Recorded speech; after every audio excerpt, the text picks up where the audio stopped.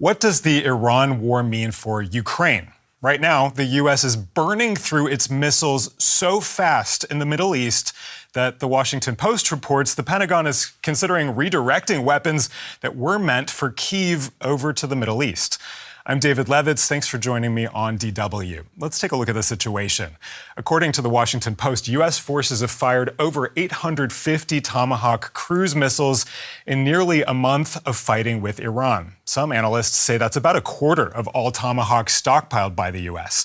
The rapid burn rate has unsettled Pentagon officials who are said to be concerned about the, quote, alarmingly low number of missiles remaining. It can take up to 2 years to make a single Tomahawk.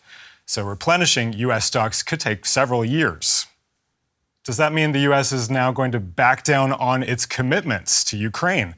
Reporters pressed U.S. Secretary of State Marco Rubio on that question. Let's hear what he said. There were reports that the U.S. was going to divert some weapons for Ukraine in the Pearl system to help make up for the munitions expended in the Middle East. Is that accurate, and is that a message you communicated? Well, it hasn't happened yet. Nothing yet has been diverted, but it could. Let me be clear. If the United States has a military need, whether it is to replenish our stocks or to fulfill some mission in the national interest of the United States, we're always going to come first. I don't have anything to announce. It's not like I can tell you that that's happening right now, but it could happen. If we need something for America, and it's American, we're going to keep it for America first. But as of now, that has not happened.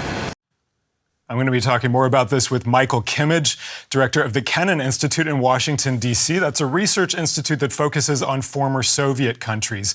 He's a historian whose latest book is about the Ukraine war. He also just published an opinion piece in the New York Times titled, "The War in Ukraine Changed the World in Ways We're Only Starting to Comprehend." Michael, thanks for talking to us. I just want to get your immediate reaction to Rubio. They're saying the U.S. does not rule out diverting weapons that were intended for Ukraine's defense. What do you make of that? I don't think it's especially surprising given the intensity of the situation in Iran, given that it's not yet resolved, given that it touches on major interests of the U.S. and indeed of the global economy, the Strait of Hormuz, freedom of navigation. So, this is a major effort of the United States. And it's not surprising that if there's a need for weaponry, there are going to be trade-offs and that the Trump administration would privilege the Middle Eastern theater over the European theater. Two other points one can make is that, the Trump administration in general, and this has been the case for the last 14 months, is no great friend of Ukraine, has been looking for ways to wind down U.S. support financially and with a variety of weapon systems. So that's of a piece with that trend. But the final point one could make is that Tomahawk missiles, or many of the weapons that the U.S. is using in the Middle East, are not the crux of the Ukrainian war effort, which is being driven very much at the moment by drone warfare with a lot of Ukrainian production. So it's not to say that U.S. support doesn't matter for Ukraine, but it may not be the crux of the war. It is not the crux of the war, and it may not have that much of a profound effect. How vulnerable is Ukraine at this point if the U.S. does divert these weapons? What impact could it make? You say it may not make that much impact. Well, it weakens Ukraine's air defenses, and we've seen over the course of the winter, and in fact in the last couple of days, there have been heavy missile and drone attacks by Russia on Ukraine, places as far west as the city of Lviv. And so that certainly doesn't make the job of defending the Ukrainian airspace any easier if the U.S. is going to scale back support. I think the other problem is that Ukraine is engaged in the early stages of diplomacy over ending the war. This too has been one of the big narrative stories of the Trump months, or of the first Trump year in office. And everything in diplomacy is a game of perception. And so if it is perceived that Ukraine is getting less support, that does have something of an effect on the negotiations, which are, after all, in a very early stage and have not yielded any kind of results. But it doesn't benefit Ukraine either. There's nothing about the situation in the Middle East, as far as I can tell, that objectively benefits Ukraine. How else could you see the war with Iran impacting Ukraine? Well, if Europe would get drawn into the war in Iran, which is not what Europe wishes, I mean, there are different patterns of support between Europe and the US when it comes to the Strait of Hormuz and to freedom of navigation. So there could conceivably be some cooperation that Europe would willingly join into. But, there are a lot of Europeans who live in the Middle East. Europe has, different countries have military assets. In the Middle East, we've seen missiles go into NATO airspace, which is to say into Turkey from Iran. And it's not inconceivable that Europe could get drawn unwillingly into this war. If that were to happen, Europe now is the major supporter of Ukraine, then the trade-offs are not necessarily those between the United States and the support of Ukraine, but between Europe and the support of Ukraine. And that could have quite a profound effect on the war. In the absence of a European entry into the war in the Middle East, I don't think that that's going to, have a huge effect on the war in Ukraine. But Europe is the pivot point; it's the fulcrum in this situation, and the war is too young. The war in Iran is too young to say whether Europe can completely avoid involvement. You're touching on some points that you actually make in your piece in Friday's New York Times. I want to come to that. You write about how the very structure and nature of alliances and warfare is changing. And you say at the end of the article that if Russia is allowed to defeat Ukraine, that war and shifting of borders could become the norm again in Europe. And you also write, and I want to quote you here, open-ended military conflict in Europe could at some point intersect with open-ended military conflict in the Middle East. Could you elaborate on that? Sure, that's a rather dire prediction, and it's not one that I would say is a high probability outcome. But let's imagine that the United States is unable to conclude the war with Iran in the short term, that it lingers on as a major war. And we know that the war in the Middle East already, between the United States and Israel on the one hand and Iran on the other, is already directly involving the UAE, Saudi Arabia. I mentioned Turkey a moment ago. You have, connections, of course, to Syria and to Lebanon and to Iraq. So this is a regional war in many respects in the Middle East already. You could describe the war in Ukraine as a regional war as well, in that you have lots of European countries, including Germany, that are robustly supporting Ukraine. You have obviously the involvement of Russia. Russia invaded Ukraine through Belarus. So it's not just two countries that are at war with one another in Ukraine. There are elements of a regional war there. But if Ukraine were to lose, my supposition is not that the war would just come to an end and Europe would return to some period of peace and stability. If Ukraine were to lose, my sense is that the war would spread westward or perhaps northward, and it would become a war between Russia and the Baltic states, between Russia and Poland, and possibly between Russia and certain countries in Scandinavia. So that would mean a kind of NATO-Russia war or a broader Europe-Russia war. And it seems almost impossible under those circumstances that there wouldn't be a lot of intersection between the Middle Eastern theater and the European theater, given that Russia is, sort of a presence in both. In a way, Ukraine is fairly close to the Middle East as well. And Iran has been one of Russia's biggest suppliers of military assistance during the war. So Iran is present in the war in Ukraine as well. And I think that these two wars, God forbid, it's not an outcome anybody would wish for, but these two wars could become, under those circumstances, intermeshed. Let's bring it back to what's happening right now between the U.S. and Ukraine, ostensibly allies, but there are growing tensions. Actually, we just saw Zelensky 2 days ago say that the U.S. is conditioning security guarantees in Ukraine on Ukraine withdrawing from the Donbass. Now, Rubio just responded to that, basically saying that Zelensky is lying. What do you make of this exchange? Well, I don't have an ability to peer beyond the headlines into the reality of the negotiating rooms, and so that's hard to comment on. The Rubio comments are consistent with many comments that are coming from President Trump, going back to the explosive Oval Office meeting between President Trump and President Zelensky in February of 2025, and you've had President Trump referring to President Zelensky on social media as a clown and using that kind of invective and that kind of language. So in a way, I think Secretary Rubio is echoing the language of the boss. What President Zelensky is trying to accomplish with this, I'm not quite sure. I guess he's trying to establish a red line that Ukraine is not going to give up the Donbass and that Ukraine is formally not going to give up territory. And so if this is a plan or if this is an initiative on the part of Washington, it's one that Kyiv is not going to agree to. I mean, this kind of friction has been there off and on between the White House and President Zelensky since President Trump's arrival in the White House in January of 2025. So it's not entirely new. There are phases when it seems like President Zelensky and Trump get along, or at least there are periods of quiet. But then the back and forth continues, and it's just sort of returned in the last couple of days. Right. This tension, as you laid out, is not new. It's been ongoing, but we're now at the point that the U.S. is quite extended in its military engagement now, especially in the Middle East. Is it time for Ukraine to start looking for new allies? I hope I'm not being pedantic here, but let me just emphasize that the United States and Ukraine have never been allies. There's no treaty between the two countries. There's no security guarantee. There's no alliance. It's also the case that Ukraine is not an ally of any European country. Ukraine exists outside of all alliance systems. It's one of the dilemmas that Ukraine has, although it's moving closer to Europe in so many ways. So I would just change the word to partners if Ukraine should be looking for new partners. I mean, I think that Ukraine's task is relatively simple at the present moment, and Zelensky has been skillful in pursuing this task over the last 14 months.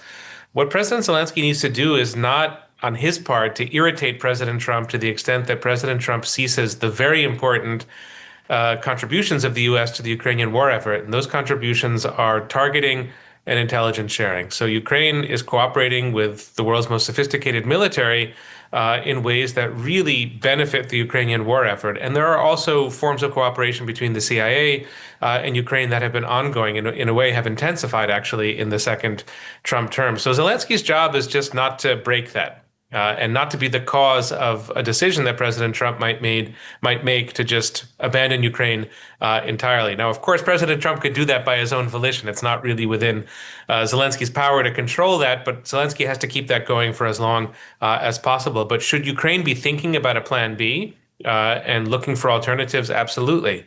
And I think plan B for Ukraine is, of course, Europe, to have the best possible relationships to Germany, to the UK, to France, to various coalitions of the willing that exist on Ukraine's behalf within Europe, and beyond that, to build out relationships. President Zelensky is in Saudi Arabia today, so he's doing this work to build out relationships with potentially sympathetic countries or sympathetic countries outside of Europe. Let's remember that Japan is supporting Ukraine in its war, South Korea is supporting Ukraine, Singapore is supporting Ukraine, New Zealand, Australia. So it's a global coalition that Ukraine has. It's very, helpful, very meaningful to Ukraine, and can substitute in most ways, not in all, but in most ways for U.S. support. So it's not, a hopeless situation by any means for Zelensky, but it's a very challenging one to be sure.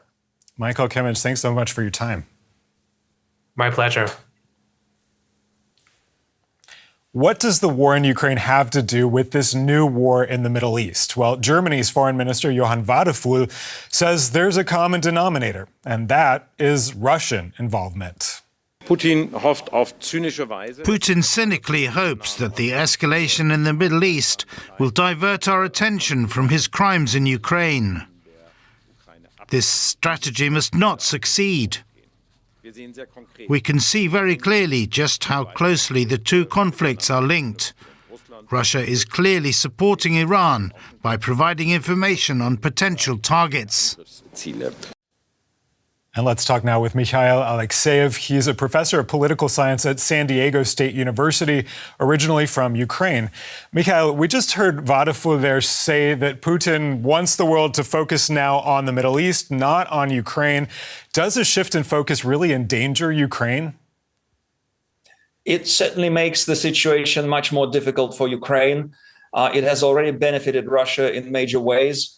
And strategically, Russia has very little interest in the United States and its allies, for example, unblocking the Strait of Hormuz and letting the oil shipments proceed in secure, unimpeded fashion.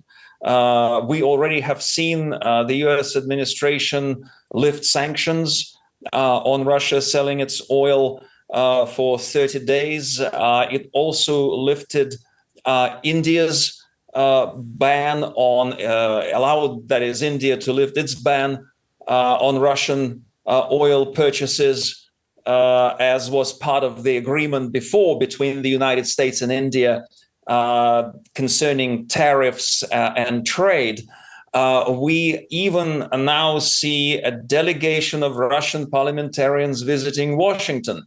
In other words, for Russia, this is a situation when it becomes an important player to soften the blow from major energy shortages and crisis that has shocked so many places around the world.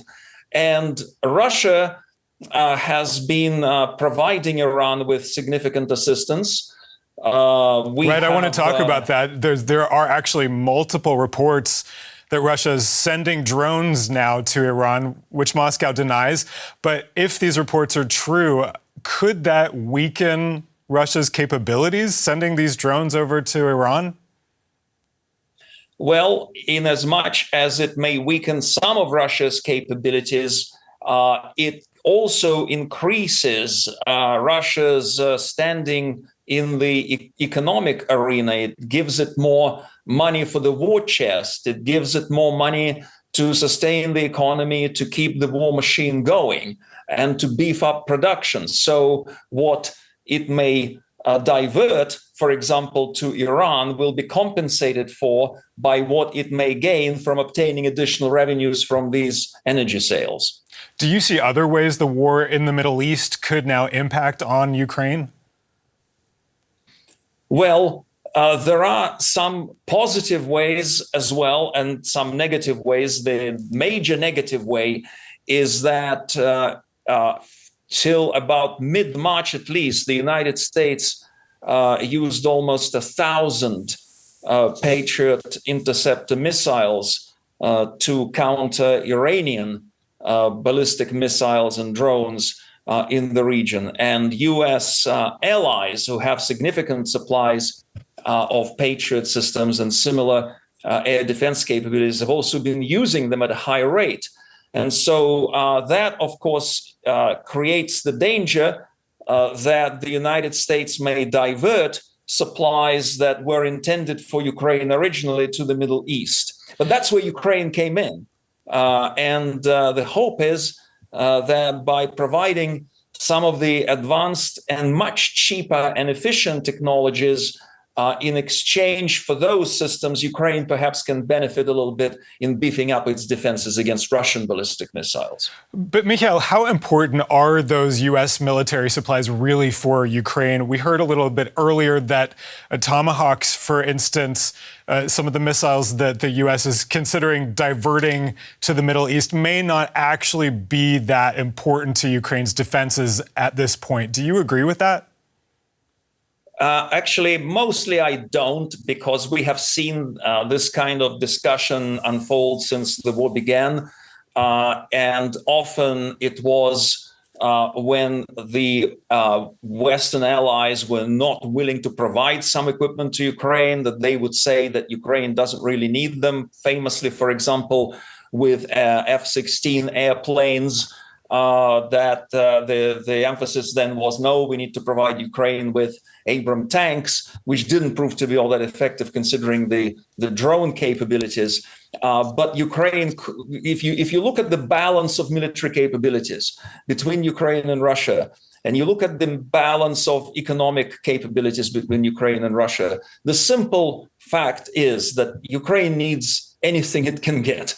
And absolutely anything it can get will be highly useful in one way or another because of that disparity. Now, a little earlier, we heard U.S. Secretary of State Marco Rubio. He's basically said that these U.S. missiles are the U.S.'s. The U.S. can decide what it wants to do with them, where it wants to send them. That's caused some disagreement from European partners, particularly Germany, which has said the U.S. That it had paid for U.S.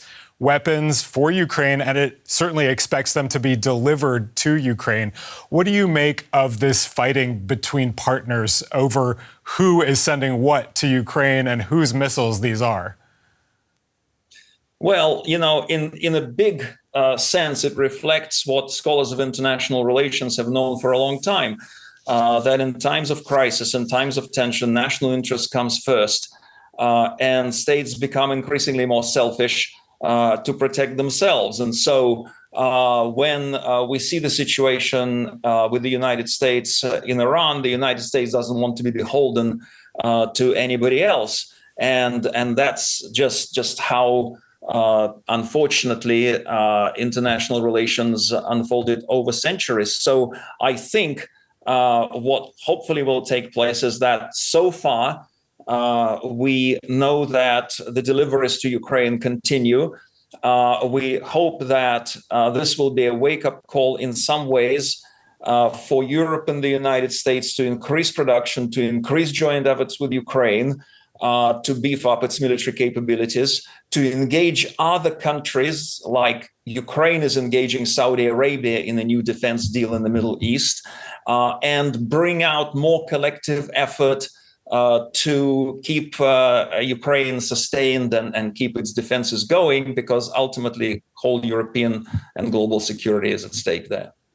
Now, if we look at it from the other perspective, we're talking about the U.S. being valuable to Ukraine, other European partners being valuable to Ukraine. You wrote an article recently in the LA Times that the U.S. needs Ukraine as a partner because of Ukraine's experience defending against Russian drones. And we know that Russian drones and Iranian drones are pretty much the same thing. So what can Ukraine teach the U.S.? Well, definitely the drones are a huge threat. They are much harder to detect and destroy. They can be launched very quickly from mobile platforms. And Russia initially imported Iranian drones, then developed them further. It enhanced them with Chinese parts, among others. It has been developing also jet propulsion drones and drones with much higher payload, almost double the payload. And Ukraine has tremendous experience. It shot down about 90% of about 65,000 drones of this kind that Russia launched against Ukraine over the course of the war. And its latest capabilities are very inexpensive, they're very efficient, and then they high rate of success.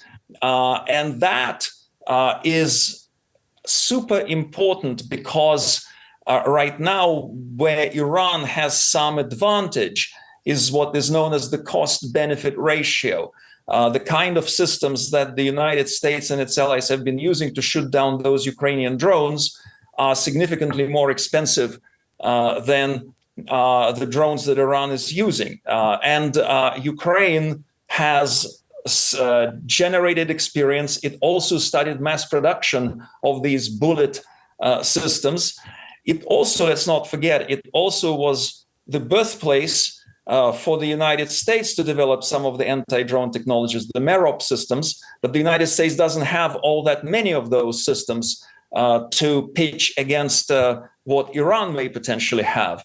And so this is where Ukraine comes in. It also, very importantly, it has a large number of people who are trained to operate those drones, who can train others and who can help them against various tactics that the drone attackers use. Russia, by the way, on the other hand, has been sending specialists to Iran to help it obviate defenses that the U.S. and its allies have. Mikhail, it sounds like we're going to be talking for quite a while about how these two wars impact on each other. Mikhail, Alekseev, great talking to you. Thank you so much. My great pleasure. Thank you. What do you think? Will the war with Iran hurt Ukraine? Let us know in the comments. And if you like this video, please hit the like button. And if you haven't already, don't forget to subscribe.